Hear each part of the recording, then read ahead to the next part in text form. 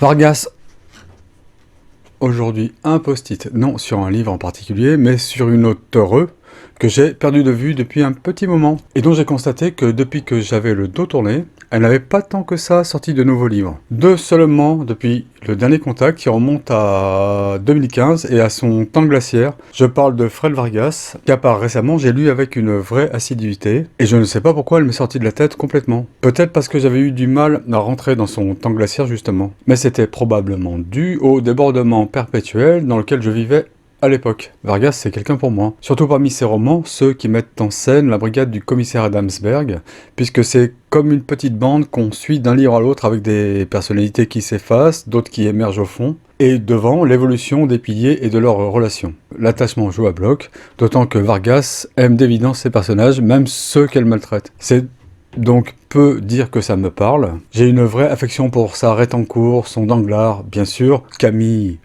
Froissy, la grignoteuse et même cette tête en bois de lieutenant Vérinck, je les ai beaucoup côtoyés. Et puis comme elle sait tirer les cordes de ses histoires à nœuds avec cette particularité d'alimenter son imaginaire et le nôtre de ses connaissances historiques un peu en biais, le souvenir que j'en ai c'est que c'était un rendez-vous. Il faudrait que je m'y remette, je lui dois assez de bons moments. Je me suis rendu compte que j'avais Quand sort la recluse dans mon coin polar et que je ne l'avais même pas entamé. Et ça c'est très mal.